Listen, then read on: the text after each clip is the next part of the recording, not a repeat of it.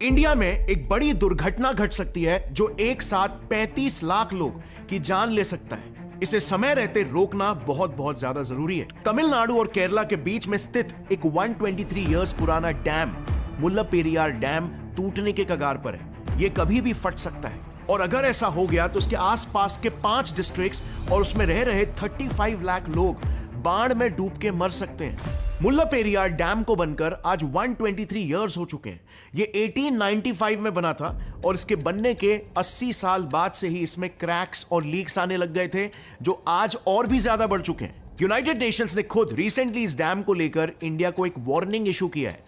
इसके अलावा भी IIT Roorkee, Kerala state disaster management department, India's lawyers association और ना जाने कितने सारे टॉप इंस्टीट्यूट्स ने इस पर डिटेल्ड इन्वेस्टिगेशंस कंडक्ट किए हैं और सभी का एक ही ओपिनियन था कि इस डैम को जितना जल्दी हो सके रिप्लेस करके वहां पर एक नया डैम बना देना चाहिए, क्योंकि एक डैम की एवरेज लाइफ एक्सपेक्टेंसी सिर्फ 50 साल की होती है, लेकिन इस डैम को उससे ऑलमोस्ट 3 गुना ज्यादा 123 इयर्स हो चुके हैं। आईआईटी रुड़की की रिपोर्ट्स का तो यह कहना है कि अगर इस एरिया में 6.5 रिक्टर स्केल का भी एक अर्थक्वेक आ जाता है तो यह डैम तुरंत कोलैप्स हो जाएगा।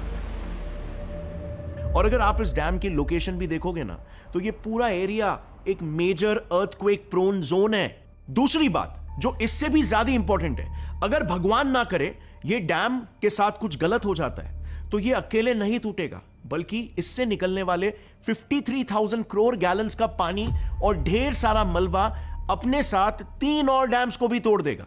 यस, क्योंकि इस डैम का लोकेशन ही थोड़ा सा डेंजरस है। इस डैम के एग्जैक्ट पीछे है इडुक्की डैम, इडुक्की डैम के पीछे है चेरुथोनी डैम और इसके एकदम बाजू में है कुलामावू डैम।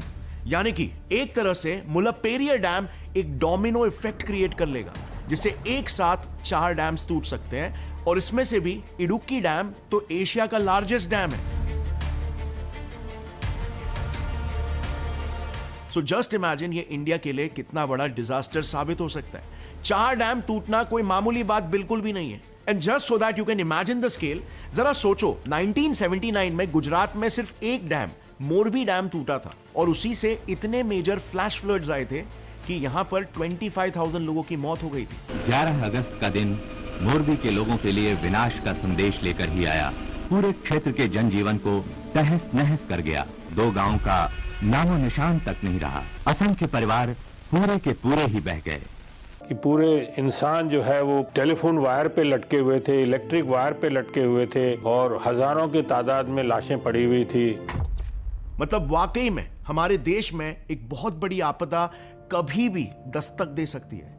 लेकिन सबसे शर्मिंदगी की बात यह है कि सबके बावजूद हमारे देश के कई सारे नेता, कई सारे पार्टीज इस पर सिर्फ पॉलिटिक्स ही खेल रहे। मतलब केरला और तमिलनाडु, इन दोनों स्टेट्स की गवर्नमेंट्स एक दूसरे पर पल्ला झाड़ रहे हैं। 2 states, a 126-year-old dam, and a long-standing conflict. Kerala dispute over the Mullai Periyar Dam. और इसके पीछे का वन ऑफ द रीजंस है इस डैम का location.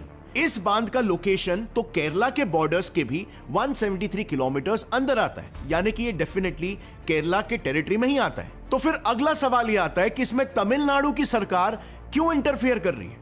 Kerala government Tamil Nadu government से एक्सपेक्टेशंस क्यों रख रही है कि वो आके उनके राज्य में ही इस डैम की मरम्मत करे? और वेल, यही तो इस पूरे कहानी की सबसे बड़ी आयरनी है। ये एक बड़ा लूप होल है जिस वजह से आज तक ये हालत है, और जो लूप होल आज से करीब 123 इयर्स पहले खड़ा हुआ था और जिस वजह से आज तक दोनों भी स्टेट्स इसकी कंप्लीट जिम्मेदारी नहीं ले पा रहे। एक्चुअली में इस डैम की कहानी काफी इंटरेस्टिंग है। 1890s में जब पूरा इंडिया ब्रिटिश राज में था और ये पूरा इलाका मद्रास प्रेसिडेंसी में आता था, तब इस एरिया के कुछ डिस्ट्रिक्ट्स में मेजर ड्राउट्स आ गए थे, सूखा पड़ गया था। मदुराई, थेनी, शिवगंगा, रामनाथपुरम एंड डिंडीगुल, ये सारे डिस्ट्रिक्ट्स जो आज तमिलनाडु में आते हैं, ये सारे डिस्ट्रिक्ट्स आज तक भी ड्राउट प्रोन एरियाज ही है, लेकिन तब तो इनकी स्थिति और भी ज्यादा खराब थी। सो इनके ड्राउट के इस प्रॉब्लम को सॉल्व करने के लिए तब के secretary of state for the British India ने ट्रावेनकोर के राजा श्री मूलम थिरुनाल मराठा से एक डील साइन की। ब्रिटिशर्स का प्लान था कि पास ही में स्थित पेरियार नदी, जो कि वेस्ट की तरफ बहती है, उसके बहाव को अगर रोककर मोड़ा जाए तो थोड़ा सा पानी इन सूखे जिलों में भी पहुंचने लगेगा। लेकिन यहां पर प्रॉब्लम यह थी कि यह जमीन ट्रावेनकोर राज्य की थी और इसीलिए उन्होंने वहां के राजा के साथ एक डील साइन की कि वो उन्हें 35,000 हेक्टेयर्स का जमीन 999 इयर्स के लीज पे दे देगा। ये लैंड मिलते ही फिर ब्रिटिशर्स ने वहां पर मुल्लापेरियार डैम बनाया, जिससे इन इलाकों को भी पानी मिलने लगा और इसी डैम की वजह से आज भी इनकी स्थिति काफी बेहतर हो चुकी है। लेकिन पार्टीशन के बाद प्रॉब्लम ये हो गई कि बीच में एक लकीर बन गई। ईस्ट का ये इलाका बन गया तमिलनाडु और वेस्ट का ये इलाका बन गया केरला और हमारा डैम फंस गया इन दोनों राज्यों के एकदम बीच में। और क्योंकि आज भी ये डैम खड़ा तो केरला की जमीन पे है, लेकिन ये तमिलनाडु के डिस्ट्रिक्ट्स की प्रॉब्लम को सॉल्व करता है, इसीलिए इसकी ओनरशिप आज तमिलनाडु के पास है और यही इसकी सबसे बड़ी प्रॉब्लम है। अब ये प्रॉब्लम भी ना 1979 तक इतनी बड़ी प्रॉब्लम नहीं थी, जब तक डैम में कोई डैमेज नहीं हुआ था। लेकिन 80 इयर्स के बाद 1979 में इस डैम में क्रैक्स डेवलप होने लग गए, जहां से फिर पानी लीक होने लग गया। अब यह बात ऑलरेडी वहां के लोकल्स को काफी परेशान कर रही थी कि साल 1979 में ही मोरबी हादसा भी हो गया। गुजरात का मोरबी डैम टूट गया और इससे क्योंकि एक झटके में बहुत सारा पानी रिलीज हुआ, इसीलिए उस एरिया में फ्लैश फ्लड्स आ गए। अब ये उस समय में एक बहुत ही बड़ा मुद्दा बन गया था, क्योंकि इसके वजह से बाढ़ में 25,000 लोगों की मौत हो गई थी। और इसीलिए आप सोच सकते हो कि इस न्यूज के बाद केरला की जनता कितनी पैनिक हो गई होगी। अब केरला स्पेसिफिकली मैं इसीलिए बोल रहा हूं क्योंकि ये डैम पेरियार नदी पर बना हुआ है और इस नदी का बहाव केरला के तरफ जाता है। सो अगर भगवान ना करे लेकिन ये डैम अगर कोलैप्स हो जाता है तो इसके पानी से होने वाले फ्लैश फ्लड्स और डीब्रीज, इवन मलबा, सब कुछ केरला को हिट करेगा। और इसीलिए जब केरला के लोगों ने इस डैम को लेकर मांग उठानी शुरू की, तब तमिलनाडु गवर्नमेंट ने उस दौर में यानी कि 1979 में 26 करोड़ रुपीस खर्च करके एक 10 मीटर चौड़ी कंक्रीट वाली वॉल खड़ी कर दी मुल्लापेरियार डैम से लग के। बेसिकली उन्होंने उसी डैम की दीवारों को और भी ज्यादा मजबूत कर लिया। लेकिन इस मरम्मत का काम करवाने के बस 9 साल में ही उसी इलाके में एक अर्थक्वेक आ गया 4.5 रिक्टर स्केल का। अब आमतौर पर एक डैम के फटने का नंबर 1 रीजन अर्थक्वेक्स ही होते हैं और इसीलिए इसके बाद वहां के लोग और भी ज्यादा घबरा गए। अब लोगों की मांग उठने लगी कि सिर्फ डैम की दीवारों को ही मजबूत करने से कुछ नहीं होगा, अब हमें एक नया डैम ही बना के दो। और इस घटना के बाद से आज तक वहां पर इस मुद्दे को लेकर सिर्फ पॉलिटिक्स ही चालू है। Tamil Nadu accused Kerala in Supreme Court of blocking necessary maintenance work and delaying routine work for more than a year. Kerala government की इसको लेकर 2 मांगे हैं। या तो डैम का पानी कम कर दो, यानी कि डैम में कम पानी स्टोर होना चाहिए, या फिर हमें एक नया ही डैम बना के चाहिए। लेकिन हाँ, उस डैम का कंस्ट्रक्शन हम अपने हिसाब से ही करेंगे। जिसमें से एक मेन पॉइंट ये है कि वो इस न्यू डैम को तमिलनाडु को 1895 में जो जमीन लीज पर मिली थी उसके बाहर केरला गवर्नमेंट ये नया डैम बनाएगी। अब तमिलनाडु गवर्नमेंट का इसका एग्जैक्टली ऑपोजिट स्टैंड है। तो सबसे पहले तो उन्होंने केरला गवर्नमेंट पर एलिगेशंस लगाए हैं कि हम ऑलमोस्ट हर साल मुल्लापेरियार डैम के पास उसकी मरम्मत करने जाते हैं, लेकिन केरला फॉरेस्ट डिपार्टमेंट उनके काम में अड़ंगे डालता है, वो उन्हें वहां पर घुसने ही नहीं देता है। दूसरी बात, उनका कहना यह है कि ना तो वो एक नया डैम बनने देंगे, ना ही वो उस डैम में स्टोर किए पानी के लेवल को भी कम करने देंगे, क्योंकि पानी का लेवल अगर कम हो गया तो तमिलनाडु के वो डिस्ट्रिक्ट्स जो उसी पानी पर डिपेंडेंट है उन तक पानी सही से नहीं पहुंच पाए। तीसरी बात, उन्होंने केरला गवर्नमेंट पर एक और एक एलिगेशन लगाया कि उनका कहना यह है कि केरला गवर्नमेंट जानबूझकर एक नया डैम लीज किए हुए लैंड के बाहर यानी कि केरला के प्रॉपर्टी पर कंस्ट्रक्ट करना चाहती है, जिससे उस डैम पर तमिलनाडु का कंट्रोल एकदम खत्म हो जाए। सो इससे बेसिकली एक तो केरला गवर्नमेंट डिसाइड करेगी कि तमिलनाडु के इन डिस्ट्रिक्ट्स को कितना पानी देना है और कितना नहीं, और दूसरी बात, इस डैम से आज की तारीख में 1000 करोड़ रुपए वर्थ ऑफ इलेक्ट्रिसिटी जनरेट की जाती है। सो तमिलनाडु गवर्नमेंट का कहना यह है कि इससे ये पैसा भी केरला गवर्नमेंट के पास ही चला जाएगा। अब अगर आप भी इन दोनों ही गवर्नमेंट्स की मांगों को सुनोगे ना, तो आप खुद ही ये डिसाइड नहीं कर पाओगे कि कौन सही है और कौन गलत। एंड ऑनेस्टली ये हमारा काम होना भी नहीं चाहिए। इसके लिए कई इंडिपेंडेंट जुडिशरी बॉडीज है जो इस पर डिसीजन दे। लेकिन एक बात तो इस केस में बिल्कुल साफ दिख रही है कि दोनों ही स्टेट्स की गवर्नमेंट कहीं ना कहीं इस प्रॉब्लम से अपना पल्ला झाड़ रही है। And my point is exactly this, कि इससे अल्टीमेटली नुकसान किसका हो रहा है, वहां की आम जनता का।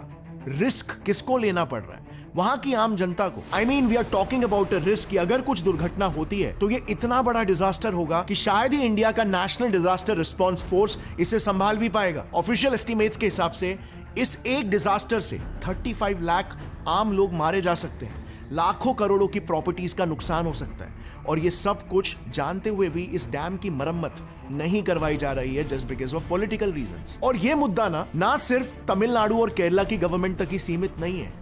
इंडिया में तो इंफ्रास्ट्रक्चर बनाया ही जाता है इलेक्शंस के पहले 2 फोटोज खिंचवाने के लिए, वोट्स मांगने के लिए। कहीं ना कहीं पॉलिटिशियंस में ये माइंडसेट क्यों है कि ये जो इंफ्रास्ट्रक्चर्स है ये लोगों की मदद के लिए नहीं बल्कि ये इलेक्शन जिताने के लिए होते हैं। समाज सेवा में हमेशा पर्सनल स्वार्थ काय को प्रायोरिटाइज किया जाता है। 2013 में तमिलनाडु में चेन्नई एयरपोर्ट का एक नया डोमेस्टिक टर्मिनल बनाया गया क्योंकि 2014 में इलेक्शंस आने वाले थे। सो 2013 में वहां की गवर्नमेंट ने इस प्रोजेक्ट को इनॉग्रेट किया। 2014 में वो पार्टी जीत गई और 2015 में इसका सीलिंग भी कोलैप्स हो गया। कोलकाता में भी 2016 में वहां का विवेकानंद रोड फ्लाईओवर कोलैप्स हो गया जिसमें 27 लोग मारे गए और कम से कम 80 लोग बुरी तरह से जख्मी हो गए थे। कल रात को ढलाई हुआ था ब्रिज, ये वाला पोर्शन कल रात को ढलाई हुआ था, सैकड़ों आदमी दब के मर गया। अभी ब्रिज चालू नहीं हुआ, ये पोजीशन है, बाद में क्या होता है। इनफैक्ट इस ब्रिज को लेकर इसके कोलैप्स के 2 साल पहले ही IIT खड़गपुर ने कोलकाता गवर्नमेंट को वार्निंग्स भी इशू किए थे, लेकिन इसके बावजूद भी गवर्नमेंट ने इस पर कोई स्ट्रॉन्ग एक्शन नहीं लिया। बिहार तो ब्रिज कोलैप्स के लिए इनफेमस ही हो गया आज के तारीख में। पिछले 1 महीने में ही वहां पर 15 ब्रिजेस कोलैप्स हो गए और ये सब भी बिहार को सेंटर से 26,000 करोड़ का स्पेशल पैकेज मिलने के बाद हो रहा है। फिर बीजेपी गवर्नमेंट के साथ भी सेम ही हो रहा है। मई 2023 में न्यू पार्लियामेंट बिल्डिंग बनी, इसे खूब सेलिब्रेट किया गया जो कि बहुत अच्छी बात है, मैं खुद इससे काफी खुश था। लेकिन उसके अगली ही बारिश में हमारे पार्लियामेंट का ये हाल हो गया। Water leak in the Sansad. This is the Naya Sansad Parliament. फिर इसी साल जनवरी के महीने में ही इंडिया लॉन्गेस्ट सी ब्रिज अटल सेतु मुंबई में इनॉग्रेट किया गया जो कि एक्चुअली में बहुत ही ज्यादा ब्यूटीफुल है। मैं पर्सनली भी इससे ट्रैवल कर चुका हूं एंड ट्रस्ट मी, इस रोड से ट्रैवल करने पर आपको लिटरली लगेगा आप किसी फॉरेन कंट्री में आ गए। सारे इंफ्रास्ट्रक्चरल प्रोजेक्ट्स हजारों करोड़ के बनते हैं। New parliament building 970 crore, Delhi airport का नया टर्मिनल 7,000 करोड़ और अटल सेतु तो पूरे 17,000 करोड़ रुपए का बना है। जो सारा पैसा कहां से आता है? हम और आप जैसे टैक्स पेयर्स के मनी से। आपने कभी मुंबई के रोड्स देखे हैं? मैं अपनी पूरी जिंदगी मुंबई में ही रहा हूं एंड ट्रस्ट मी, मैंने आज तक एक ऐसी रोड नहीं देखी है जिस पर गड्ढे ना हो। मुंबई इंडिया का फाइनेंशियल कैपिटल है। जितने पैसे मुंबई के पास है उतना शायद ही किसी और शहर के पास होंगे। मुंबई के लोग हर साल लाखों करोड़ों रुपए टैक्स भरते हैं। टैक्स छोड़ो, यहाँ पर तो हर एक हाईवे पे टोल वसूला जाता है, लेकिन उसके बाद भी यहाँ पर नेशनल और स्टेट दोनों हाईवेज की हालत इतनी खराब है कि यहाँ पर ड्राइव करने का मतलब मानो आपको ऐसा लगेगा कि आप मून के क्रेटर्स में गाड़ी चला रहे हो। और मैं बिल्कुल भी एग्जैजरेट नहीं कर रहा हूँ। पिछले 8 सालों से तो यहाँ पर मेट्रो का काम ही चल रहा है, लेकिन अब तक ये प्रोजेक्ट कंप्लीट ही नहीं हुआ है। प्रोजेक्ट डीलेज भी इंडिया में एक बहुत ही बड़ी और कॉमन प्रॉब्लम है। अगर आज का ही ऑफिशियल डेटा देखोगे तो अभी at present 1800 infrastructural projects completely delayed है। और जब भी एक प्रोजेक्ट डिले होता है उसका कॉस्ट कितना बढ़ जाता है ये तो आप जानते ही होंगे। ओवरऑल इन 1800 प्रोजेक्ट्स के डिले की वजह से इंडिया को 5 लाख करोड़ का नुकसान हुआ है। एंड वंस अगेन, ये सब किसके पैसे हैं? आम जनता के। इन प्रोजेक्ट्स के सपने दिखाकर करप्ट नेताओं की जेब में जो चले जाते हैं। और मेरे हिसाब से इसमें कहीं ना कहीं हमारी भी एक बहुत बड़ी गलती है। हमें इंफ्रास्ट्रक्चर तो अच्छे चाहिए, लेकिन क्या हम हमारे देश के पॉलिटिकल पार्टीज को इसके लिए अकाउंटेबल रखते भी हैं? इंडिया में caste based, freebie based, vote bank based politics एक बहुत ही बड़ी प्रॉब्लम है। मेजॉरिटी इंडियंस वोट देते समय कास्ट को, धर्म को ध्यान में रखकर वोट्स देते हैं और ना कि डेवलपमेंट को। मैक्सिमम लोगों को तो उनके एरियाज के एमपीज और एमएलएस के परफॉर्मेंस के बारे में भी नहीं पता होता, जिसका ही तो फायदा ये पार्टीज उठाती है। पूरा टर्म भर भर के करप्शन करने के बाद इलेक्शंस के बस 2 दिन पहले फ्री की बिजली, फ्री का बस राइड, फ्री का गैस देकर बस फ्री है और आपका पानी का बिल फ्री है, बिजली फ्री है, या फिर एक हाथ में दारू और एक हाथ में मुर्गी देकर उनके वोट्स बड़े आसानी से ले लेते। ऐसा कब तक चलेगा भाई? मेरे हिसाब से हमें यही सोच तो बदलनी होगी। हमें पॉलिटिकली थोड़ा ज्यादा अवेयर होना होगा कि हम सही कैंडिडेट्स को कैसे चुने। हमारे नए भारत का लक्ष्य एकदम साफ होना चाहिए। धर्म, जात पात, freebies, vote bank politics, reservation, ये सब के बेसिस पर वोट देना बंद। हमें डेवलपमेंट दिखाओ तो ही हम वोट देंगे। बस यही इकलौती चीज है जो इस प्रॉब्लम को जड़ से मिटा सकती है और इंडिया को वाकई में एक डेवलप्ड नेशन बना सकती है। हम सबको अपने लेवल पर अवेयर होना पड़ेगा कि मैं जिस कैंडिडेट को या जिस पार्टी को वोट दे रहा हूं उसने एक्चुअल में कितना डेवलपमेंट किया है, क्या क्या पॉलिसीज पुट इनटू प्लेस की है जिससे लॉन्ग टर्म और शॉर्ट टर्म डेवलपमेंट दोनों हो रहा है, जिससे लोग एम्पावर हो रहे हैं एक्चुअल में, ना कि उन्हें बिगाड़ा जा रहा है कि शॉर्ट टर्म में वोट्स ले लिया जा रहा है उन्हें शॉर्ट टर्म ग्रेटिफिकेशन वाली चीजें देकर। सो इस वीडियो के जरिए मैं बस इसी बात पे आवाज उठाना चाहूंगा कि जो जो पोटेंशियल डैमेजेस और डिजास्टर्स आगे फ्यूचर में हो सकते हैं बैड इंफ्रास्ट्रक्चर की वजह से, या फिर पॉलिटिक्स में यूनिटी नहीं होने की वजह से, या फिर पॉलिटिकल ब्लेम गेम की वजह से, उसे हमें हर हाल में रोकना होगा।